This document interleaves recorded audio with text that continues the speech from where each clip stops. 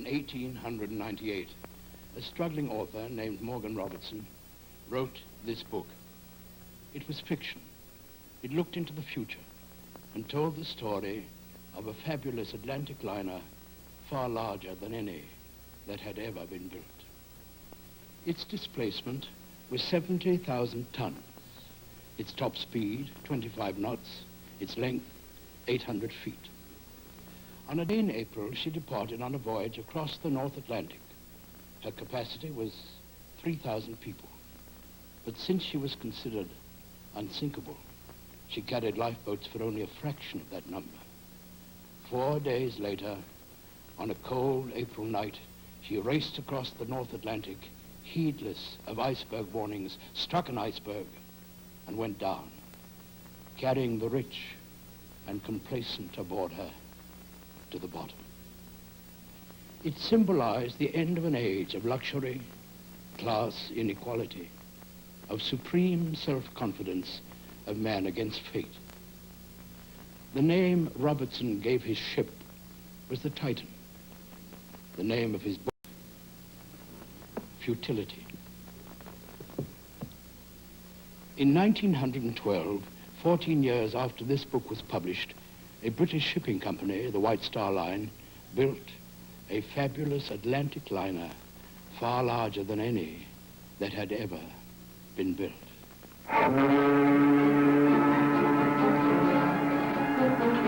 Cast off spring line! Cast off the spring line! Her displacement was 66,000 tons. Her length, 882 feet. Her top speed, 25 knots. Water! Water speed astern! Water speed astern, sir!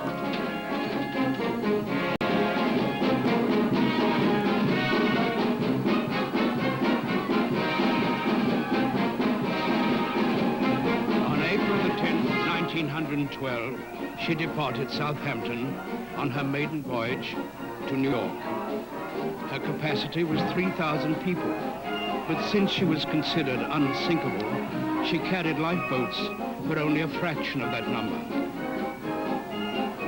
The name the White Star Line gave to its ship, the Titanic.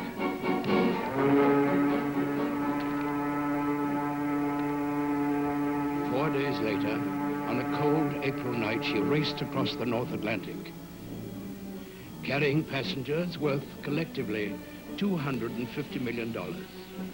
This is the story of her last night, as remembered by those who survived.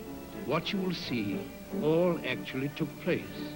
It is as accurate as man can reconstruct the night. This is not fiction. This is fact. Johnson! Although meals were included in the price of passage, here in the Titanic a la carte restaurant, it was possible to be even more exclusive by paying handsome prices for them. Yes, sir? The wide nose will begin in a moment. Have arrangements been made? Yes, at the corner table.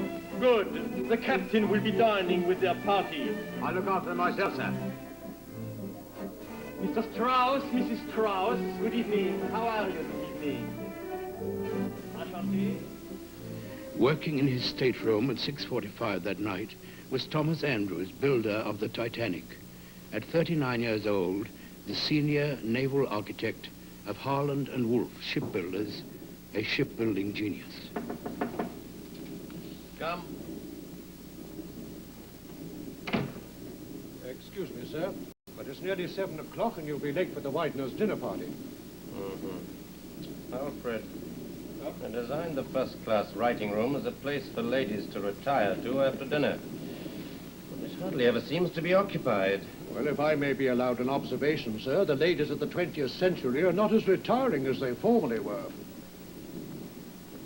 I believe you're right. At any rate, I'm going to make it smaller. Thank you, Alfred. I'll put in 2 more staterooms. Although this was a working trip for Thomas Andrews, his official capacity on board was that of a passenger, as was that of Mr. J. Bruce Ismay, President and Managing Director of the White Star Lines. Of course, we haven't begun to see yet what she can do, but I have asked for a speed run for tomorrow morning, and we'll see what happens when we give her a head. Well, do you think we'll break the record to New York, Mr. Ismay? Dear, no, we're not out to set a speed record with the Titanic. We should get up to 25 knots without too much trouble. Mr. Ismay. Oh, excuse me, gentlemen. Go ahead, Archie. I was wondering if you might have that message I gave you this morning. Message? Yes, the wireless message, the iceberg warning from the Baltic. Yes, of course. I was showing it to Mrs. Thayer and Mrs. Ryerson this afternoon. They're very impressed. Oh, thank you. We're going into dinner. No, I'm being entertained by the Wideners this evening. I'm sorry. Well, I'll see you later, then. Captain Edward J. Smith, 59 years old, senior captain of the White Star Line.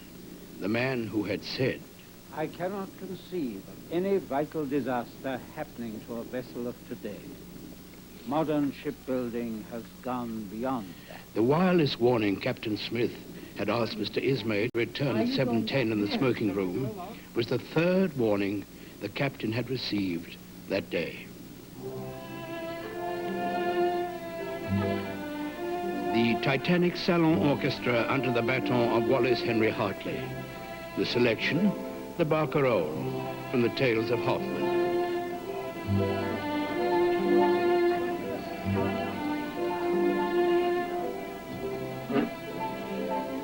After all, Mr. Andrews built this ship. Now he seems to spend his time prowling around trying to find fault with Oh, us. my dear, that's very alarming. What faults have you discovered in Mr. Andrews? If you're interested. But of course I'm interested. Then, we're having trouble with the restaurant galley hop press. The color of the pebble dashing on the private promenade decks is too dark. And there are too many screws in the stateroom hatch hooks. I want my money back.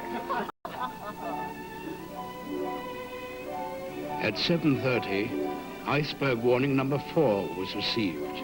It indicated an area directly in the path of the Titanic. Well, you should have seen Tom Andrews at the trial. The sort of detail on this ship that he is familiar with. He's terribly conscientious.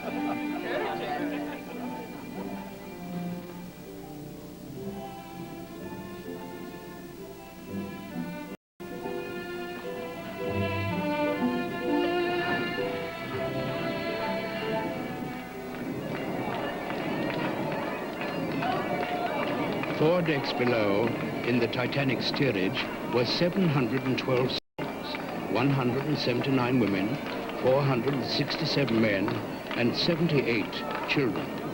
At 9 that night, a young Irish couple were performing a jig. Enjoying their performance, Klaus and Hilda Clausen and their daughter Gertrude. Come on, Hilda, let's try. Go, Hilda, come on, let's try. Hilda, what do you want to do? What's those rats? I don't mind as long as he stays on board the ship. If he gets off, then I'll worry. Come on, Hilda, let's dance. Come on. The wireless room of the Titanic. First operator, John George Phillips, on duty. He was coming to the end of his 14-hour day, doing his job, for which his pay was $30 a month, or approximately 7 cents an hour. The time, 9:30 p.m. What you getting? Another ice warning. The Masaba reports ice, latitude 42 degrees north. Where's that? I don't know. I'm no navigator. Yeah, do you think it could be this... Oh, look, leave me alone, will you? I'm trying to get Cape Race. What's Cape Race? A relay station in Newfoundland. The passengers have got me loaded with messages to send to the States. They must think this is a toy. Listen. Lovely trip. Found my beads. Guess who I ran into at the Vatican? Dying to see you. Love, Lily. There's stacks of... Wait a minute, that's Cape Race now.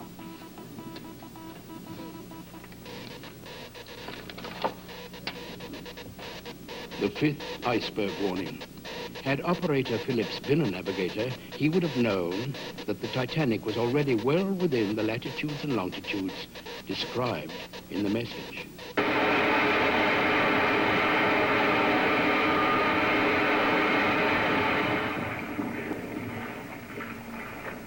What's the temperature, Moody? 33 degrees, sir. Oh, better send word to the carpenter to see that the fresh water supply doesn't freeze. Yes, sir. And warn the engine room to keep an eye on the steam winches. Right, sir. The warning to protect the steam winches from freezing was sent by Second Officer Charles Herbert Lightoller at 10 p.m. Good evening, Mr. Lightoller. Good evening, sir. Getting colder. Yes, sir, 1 degree above freezing. Not much wind. No, sir, flat calm. Pity the breeze didn't keep up while we're going through this area. Ice is easier to see at night if there are waves dashing against it.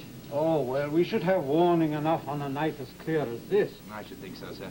Well, if anything unusual develops, I'll be in my cabin. Right, sir. Good night, sir. Good night.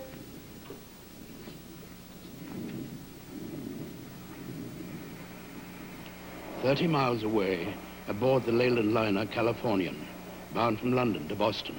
The time, 10:30.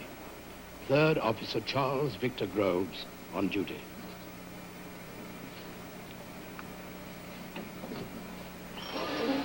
Stop engines! Trouble, Mr. Groves? An ice field, Captain. We're blocked completely. Oh, yes, can't proceed through that. Too dangerous. That's what I thought, sir. Stop all engines. We're stabling out on morning. Send out a warning to all ships in the area. Aye, aye, sir. I shall be in the chart room. Send out that warning immediately. Aye, aye, sir. The wireless shack of the Californian. Operator Cyril F. Evans on duty. Time, 11 p.m. Sparks, send this ice warning to all ships within range. We're stopped tonight. It's too dangerous to proceed. Right.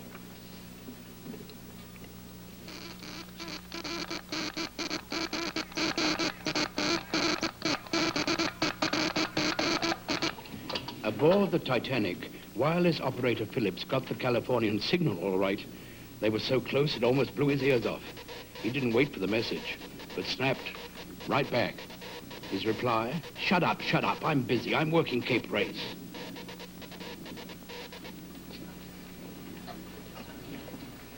Good night, Mr. Ismay, Good night, Estes. Good night, Mom. Aboard the Titanic, the passengers had settled down for the night. All but a few diehards.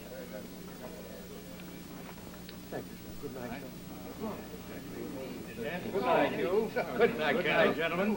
Here in the first-class smoking room, the White Star Line's usual rule against Sunday card playing had been relaxed, and a small group took advantage of the privilege. Time all good people were in bed, really. Good night, Mother. Good night, dear.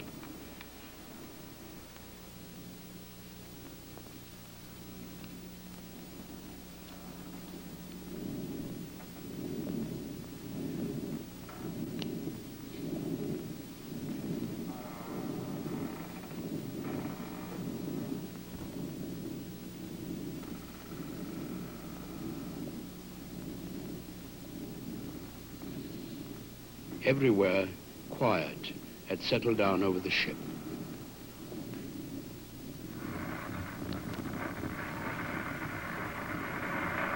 Five decks below, even the stokers were taking their ease. It was 11:35, almost the end of their shift.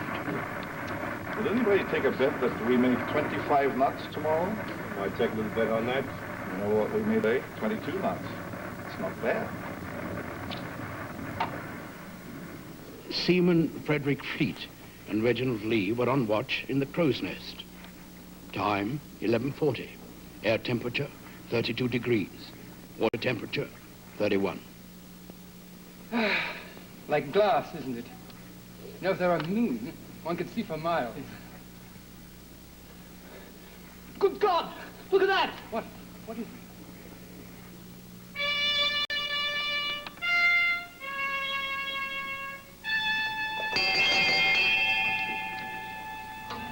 Bridge, what did you see? Iceberg! Right ahead, sir! I'll stop it!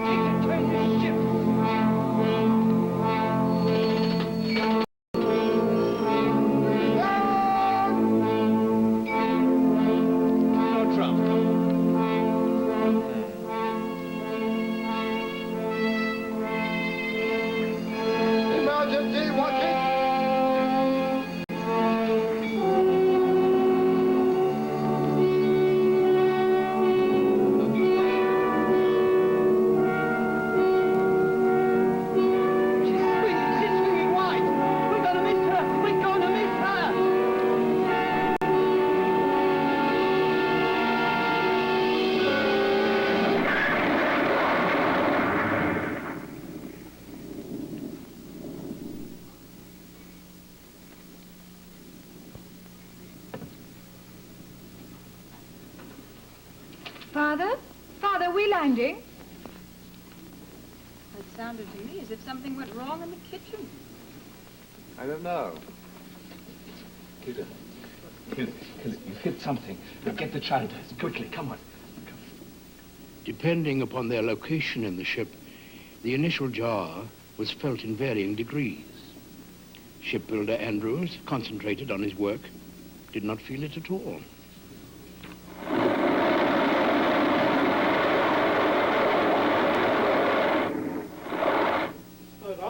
What was that? An iceberg, sir. I hard starboarded and reversed the engines, and I was going to hard a port around it, but she was too close. I couldn't do any more, sir. Close the emergency doors. They're already closed, sir. Take a look below, quickly. Aye. Report back, quickly. Aye. Thanks, we've got aground, that's what. I tell you, we lost a propeller blade, that's what it was. I know the sort of shudder a ship gives. Well, you know what that means, lad? Back to Belfast for repairs. In Belfast for at least a week. It went thus throughout the ship. Rumors, counter-rumors. But above the depths of the ship, in first and second class, where the jar was barely felt, there was little excitement, little or no commotion.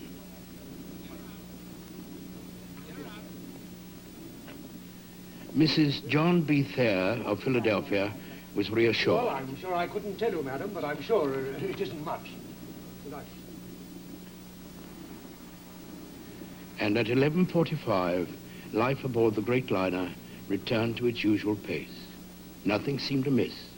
Everything seemed perfectly normal, yet not quite.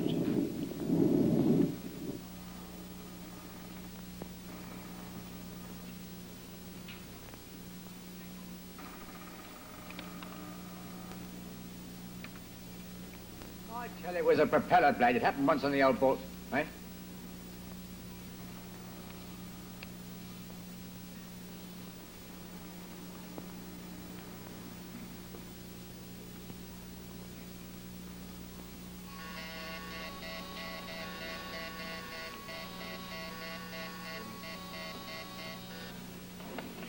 Steward, Oh, yes, Mrs. Ross.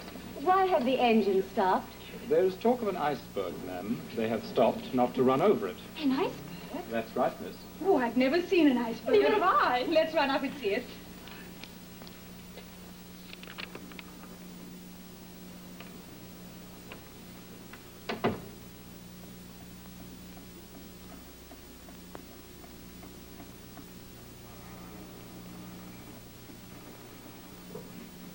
A few of the more hard among the passengers got together on the deck. Among them, Colonel Archibald Gracie and his old friend, Clint Smith. What's up? Why have we stopped? Would you like a souvenir to take back to New York with you, Archie? A souvenir of what? Ice. Where did you get ice? Up forward. There are tons of it in the starboard well deck. Brushed off the iceberg and we went past it. Come on, I'll show you. Some of the steerage people are playing with it. It's quite a lark.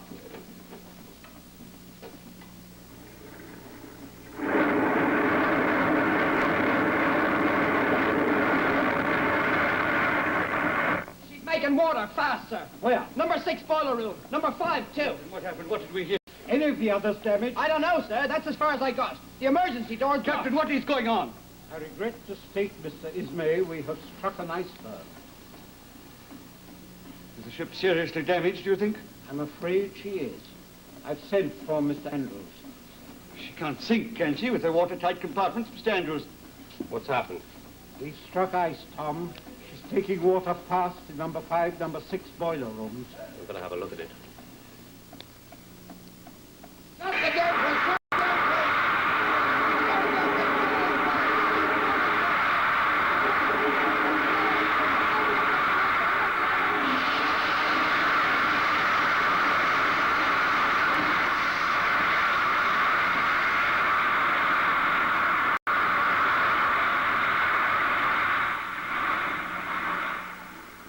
Second Officer Lightoller returned to his cabin from inspecting the deck. He knew something was wrong, but he was off duty, and he should be where they would expect to find him in case of emergency. He waited, like the good officer he was.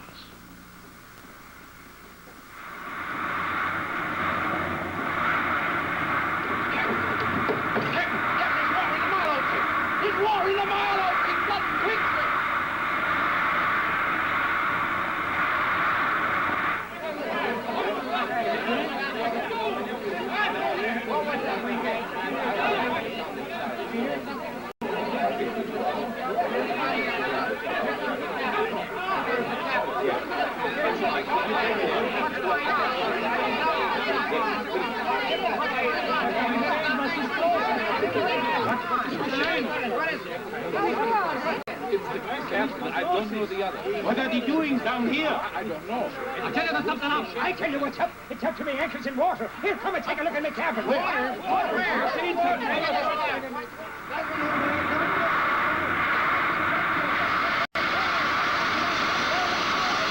the fires nearly out of number 6 boiler room, the men started back to the next boiler room, where pumps were so far staying ahead of the water. At 11:55, back from their inspection, shipbuilder Andrews outlined the situation to Captain Smith and President Ismay in the chart room. And there are 16 separate watertight compartments with watertight bulkheads between each. Now, she is taking water in the first 6 compartments: the forepeak, number 1 hold, number 2 hold, the mail room, boiler room number 6, and boiler room number 5. That makes 6 compartments gone. It means she's suffered a gash of nearly 300 feet. Well, never mind the mathematics, man. What are her chances? It comes down to mathematics, Mr. Ismay. The Titanic can float with any 2 of her 16 watertight compartments flooded. She could float with even 3 of her first 5 compartments flooded. She might even float with all of her first 4 gone. But with her first 6 all gone, she cannot stay afloat. The compartments are watertight. They're not sealed on top. The bulkheads go only as high as E-deck. If the first 5 are flooded, the bow will sink so low that the water in the 6th compartment will overflow into the 7th compartment. And when that is full, it will overflow into the 8th and so on back. There's nothing that we can do? I'm afraid not, sir. The ship must go down. How long do you give her, Tom? The water was about 14 feet above the keel in the first 10 minutes. It's now nearly midnight. It's been 20 minutes since we hit the ice. Let's say 2 hours. Certainly very little more than that.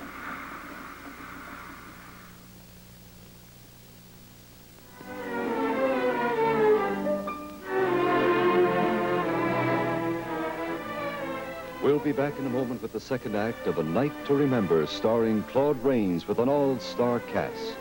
And brought to you on the Kraft Television Theater by the Kraft Foods Company.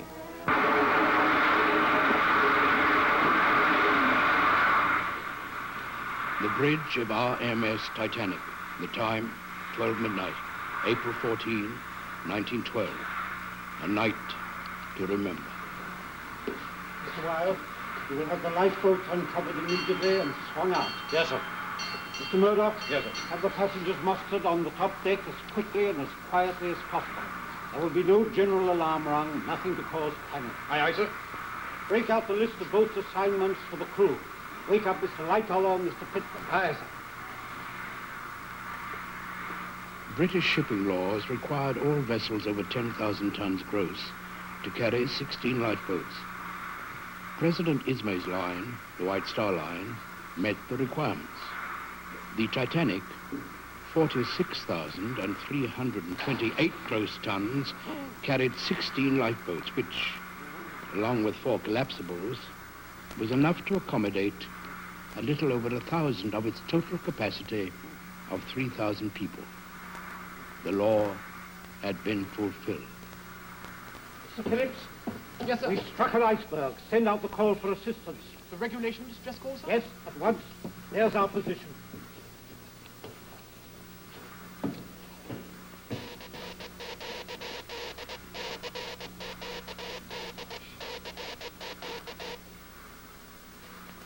In the wireless room of the liner Californian, standing where she had stopped 10 miles away, Operator Evans, off duty since 11:30, was joined at 12:08 by Officer Groves. Groves was an amateur Marconi addict. Any news? Don't ask me. I'm closed for the night. Pretty soft life, if you ask me. Well, you try working 16 hours without relief. Mind if I fool around? Suit yourself. Any boats around? Only the Titanic. Oh, really? Where's the receive switch? Bottom on the left.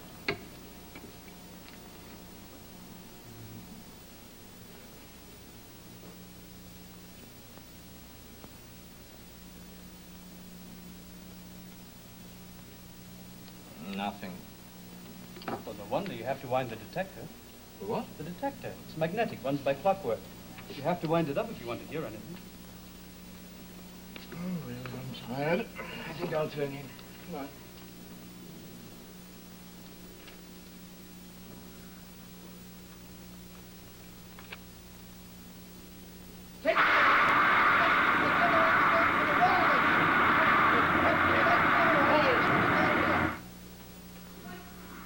Struck an iceberg. I knew we must have struck something. The water's up to F deck. And there was no general alarm. Captain's orders. But quickly and quietly, word passed among the passengers. Mr. and Mrs. Lucian Smith of Philadelphia.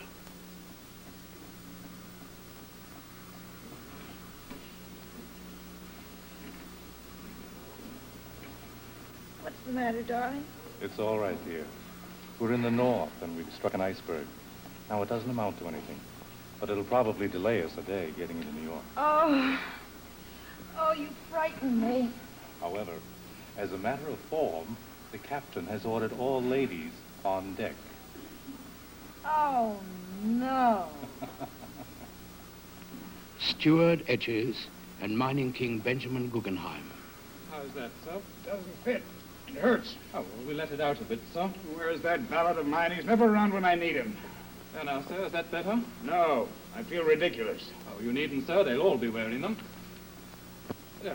Now, look here, I don't need Yes, that. it'll be very chilly, sir. I'd much better if you wear it. What are Come you this way, talking sir. about? It'll be perfectly all right, sir. In third-class hallway on E-deck, there was less formality and even more difficulty. Order! There is no danger. But the captain asked you all to put on life belts. Oh, never mind what they are. Just put them on here.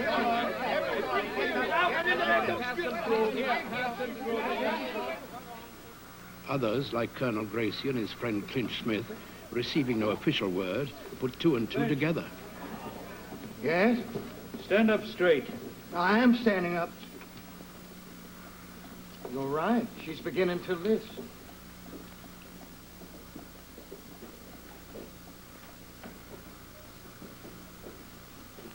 Lynch, if worse comes to worse, let's stick together. We might be able to be of some help here and there, if it is serious. All right, Archie. We better get into something warm. I'll meet you here in 5 minutes. 5 minutes.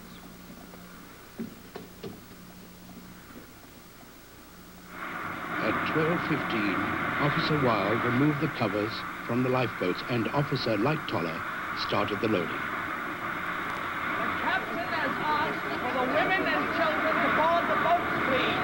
Come along, please. Please come along. Will you please hurry? We haven't much time to get all the boats loaded. Now come along, man.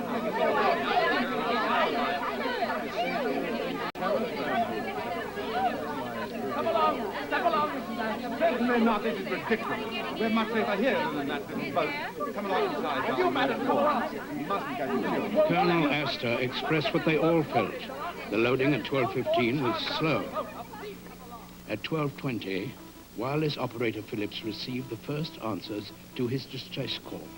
The North German Lloyd steamer, Frankfurt, 150 miles away. The Canadian Pacific's Mount Temple, 50 miles away. But on the other side of the ice field. The news spread in ever-widening circles. Cape Race heard it and relayed it inland. On the roof of Wanamaker's department store in New York City, a young wireless operator, David Sarnoff, caught a faint signal and passed it on.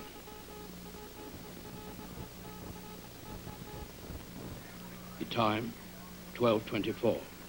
An Associated Press dispatch crossed the news desk of the New York Times. The Titanic was sinking. My God, I don't believe it. While the whole world was snapping to agonized attention, Henry Sleeper Harper, aboard the Titanic, remained unconvinced. Of course it's nonsense asking us to bob about in a boat out there in the dark when we can stay in here. Besides, it's freezing out there. You're perfectly right, my dear. And Mrs. Astor wasn't frightened, only curious. There you are, you see. It's cork inside. Why, how clever.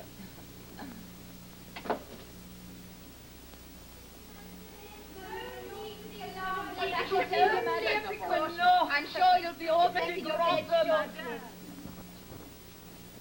The last time I saw you, I told you to put on your life belt. Yes, but I thought Put it it rather... on. Walk about. Let the passengers see you in it. Isn't that rather mean? If you value your life, put it on.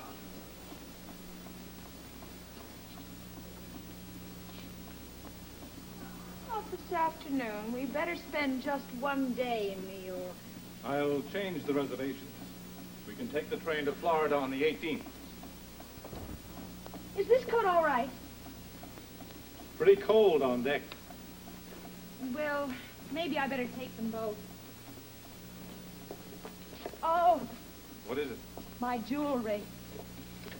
My dear, it might be wiser not to bother with trifles. Well, I'll just take these two. Come along now, dear. You have to unlock it. We're trying to get turn it the other way. Stop it. Step back in there. That's it.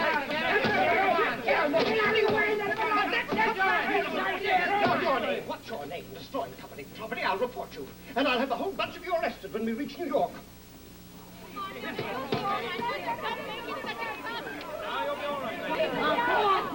Another lady, please. Anybody, please. At 12:42 p.m., over 1 hour after striking the iceberg, it took more bravery or more foresight to leave the Titanic than to stay aboard. And Officer Murdoch felt he could wait no longer. Lower away!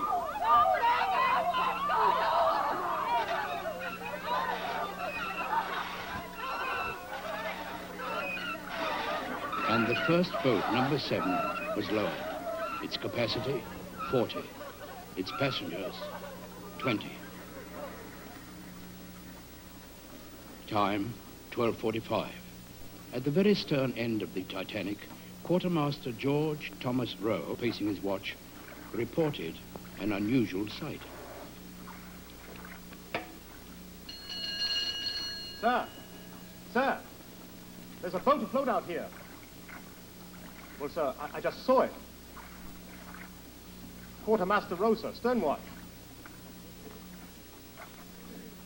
What, sir? And 1 hour and 10 minutes after the Titanic hit, Quartermaster Rowe became the last man to learn what was going on. Yes, sir, right away, sir. Captain, there's a ship out there, sir, not more than 10 miles away. We've been trying to reach it by Morse land. Any reply? I thought there was for a while, sir, but it seems to be just her masthead flickering. Rowe, Yes, sir. did you bring up the rockets? Yes, sir. Or fire one, and then fire one every 5 or 6 minutes? Yes, sir. She'll respond to those all right. Yes, sir.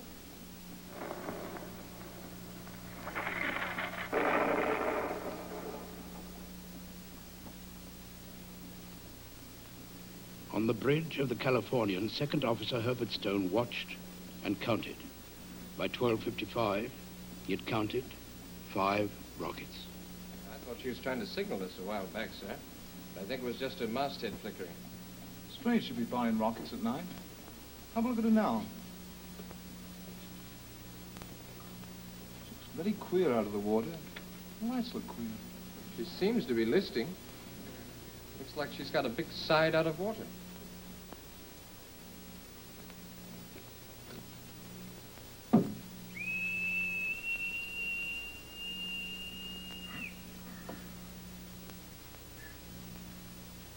Yes, what is it? Sir, there's a ship on the port bow. I know that. What about it? She's been firing rockets. I've counted 5 of them altogether. And are they company rockets? I don't know, sir. to me to be white rocket. Well, use the north slant. We did, sir. Well, use it again.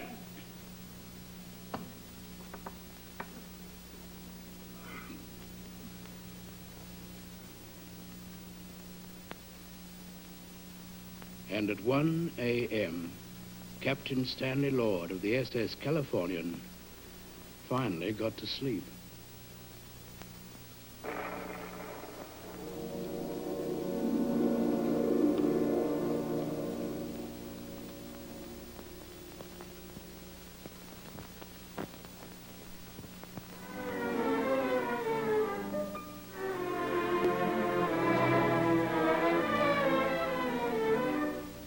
We'll be back in a moment with the third act of A Night to Remember, starring Claude Rains with an all-star cast, and brought to you on the Kraft Television Theater by the Kraft Foods Company.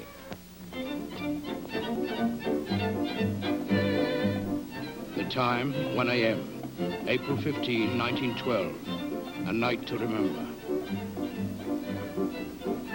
The Titanic Salon Orchestra under the baton of Wallace Henry Hartley. The selection, Hello, My Baby. Any response from that ship? Afraid not, sir. I thought for a moment she was signaling back, but it seems to be just under the mast. Fire another.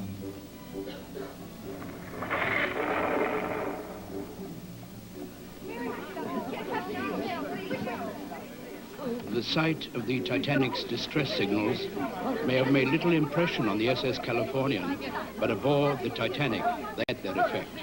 Please hurry. Will you hurry along? There's not a moment to lose. Will you please hurry along? It is a boy. Come quickly. What's the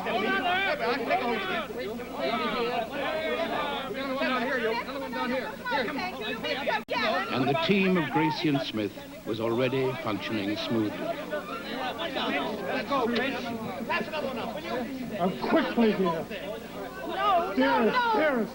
I never expected I'd have to ask you to obey, but this one time you must. Now, it's a matter of form to have the women and children go first.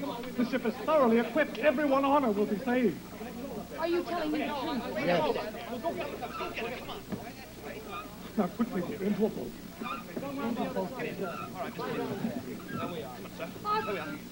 Right down here again, okay? You're right. Women and children only. Lower away!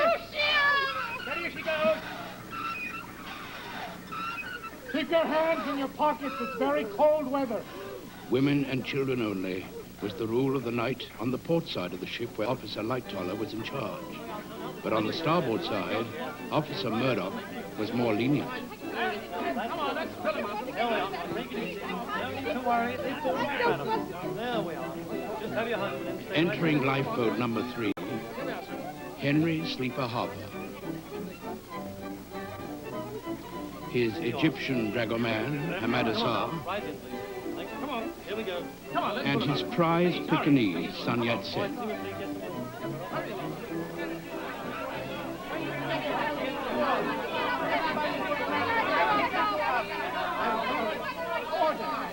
Somebody will be down to escort the women and children on deck in a short time. Please be patient. A small group of women and children had been sent up from steerage at 12:30. That had been half an hour before.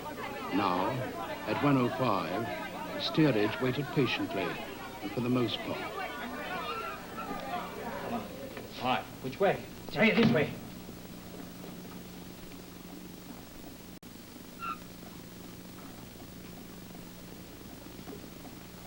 Here, you can't go through here. So what's to stop us? It's the rules for first-class passengers to go up on the first, second floor. Jam the bloody rules, open the gate. Wait! Lay your hands on me, will you? I'll bust your bloody head. At 12:36, in the wireless room of the Titanic, Operator Phillips received his first encouragement. She's 58 miles away, sir. And she says she's coming hard. 58 miles. They'll be too late. Please, now, there's not a moment to lose. We must get the women and children off first. Will you hurry along there, please? Will you lower away? Lower away there. Hurry, will you? If you get my head out of the way, I'll be able to do something. You want me to lower away quickly, you'll have me drown the whole lot of them. There had been no need for a lifeboat drill aboard an unsinkable ship, no procedure for abandoning ship. With no fixed policy to guide them, each behaved as the moment and their characters dictated.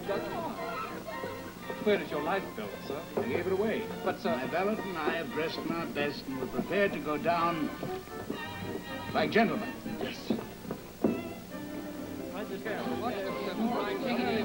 Maybe get in now. Yes, go ahead. As the moment dictated, Sir Cosmo and Lady Duff Gordon.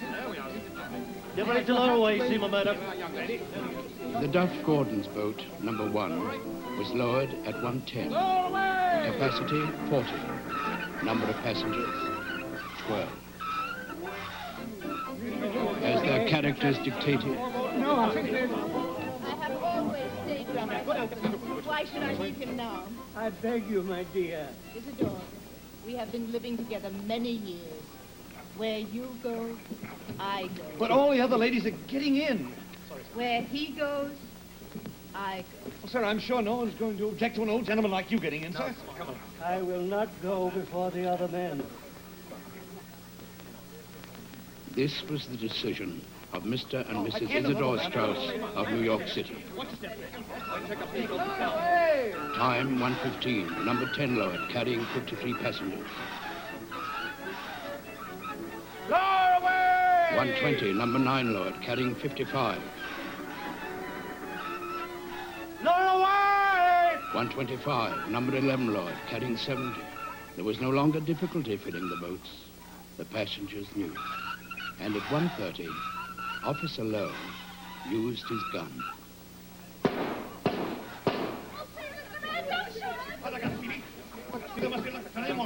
Try not to take this on you. Let's go on. All right. Hey, let's see. All right, come on.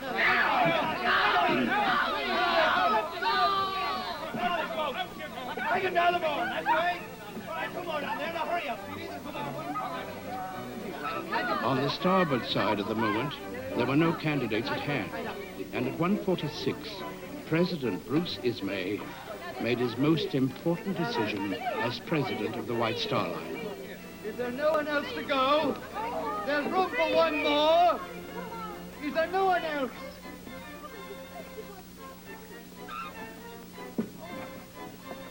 Lower away. Lower away. At the time President Ismay left his ship, there remained on board 1,643 passengers. Among them, 168 women and 57 children.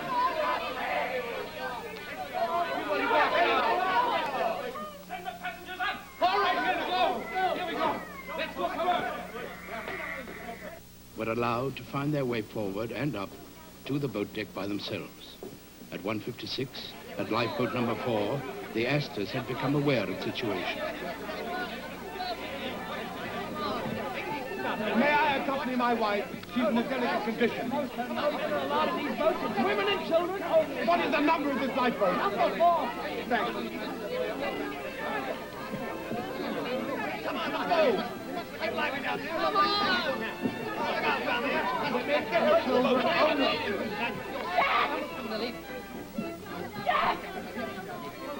This boy goes with his mother. He's only 13.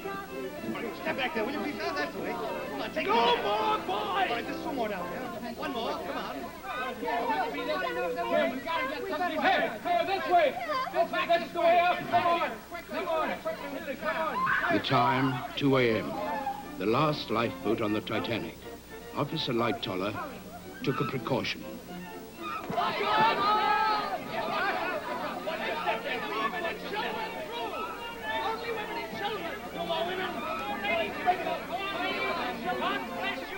Mrs. John Murray Brown and Miss Edith Evans reached the boat with the help of Gracian Smith. Now, please watch yourself. Get his... Hey, what, dear? Only room for one ball! Quickly! Now, quickly! You have children at Watch home! yourself there, dear. Come along now. That's it. Pull up! Load away! Put your hands down there. All right!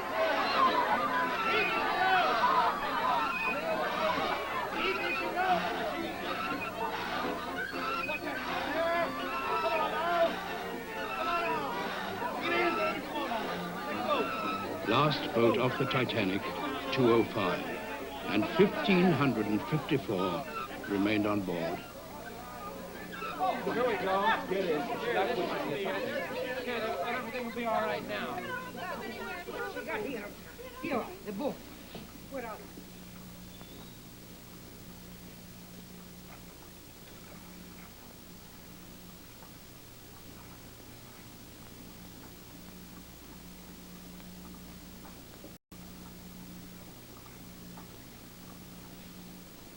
Still on board, Operator Phillips, Operator Bride, Captain Smith. Spark is weak. And you have done your full duty. You can do no more. Abandon your cabin. It's every man for himself now. There's still a little power left, sir. You look out for yourselves. I release you. That's the way of it at this kind of time. Still on board, the Titanic Salon Orchestra. The time, 2:15. The selection, the Episcopal hymn, Autumn. The orchestra's final performance under the baton of Wallace Henry Hartley.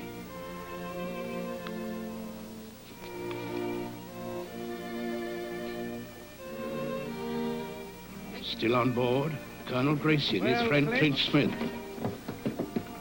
We didn't do so badly. Not bad at all, Archie.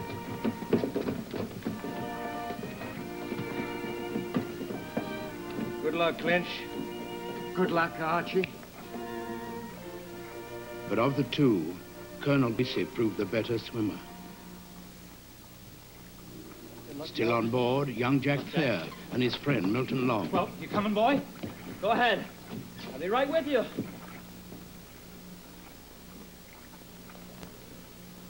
Of these two techniques for abandoning ship, young Jack Thayer's was the one that worked. Still on board, Thomas Andrews, shipbuilder.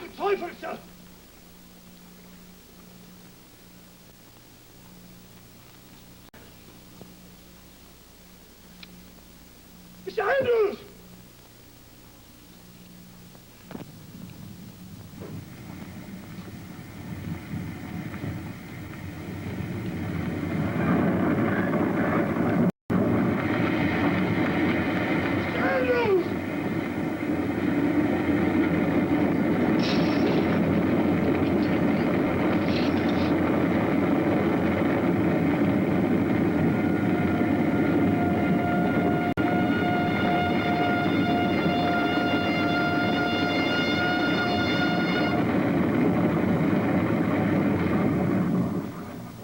Time, 2:20. The freezing waters of the North Atlantic closed over the grave of the Titanic. She carried with her 1,502 souls, 1,346 men, 102 women, and 54 children, all but one of whom was steerage children. If the Titanic had heeded any of the 6 iceberg warnings, if the night had been rough or moonlit, if she had hit the iceberg 15 seconds sooner or 15 seconds later, if our watertight bulkheads had been 1 deck higher, if she had carried enough lifeboats, if the Californian had only heeded and come. Had any of these ifs turned out right, every life might have been saved, but they all went against her. And never again has man been quite so confident. An age had come to an end.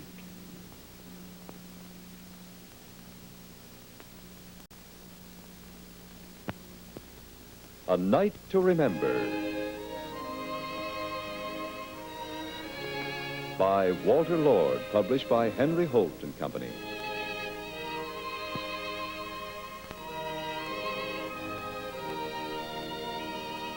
Our cast in order of appearance: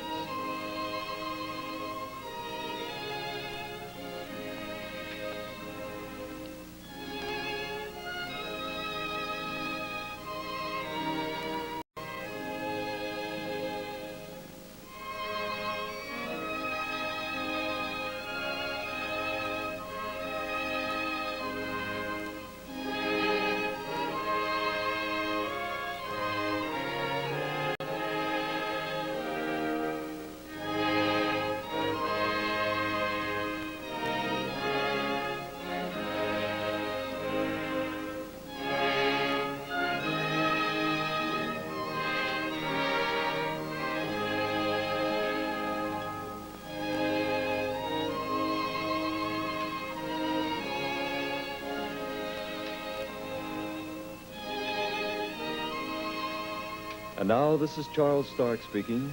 We invite you to be with us next Wednesday when we present Hal March in Paper Foxhole by James Elbert, with Joe Mantell, Kenny Delmore, and Felix Munso. This is a delightful comedy of Army life on the South Pacific Island at the end of the Second World War. So be sure to be with us next week for Paper Foxhole, starring Hal March, on the Kraft Television Theater by the Kraft Foods Company.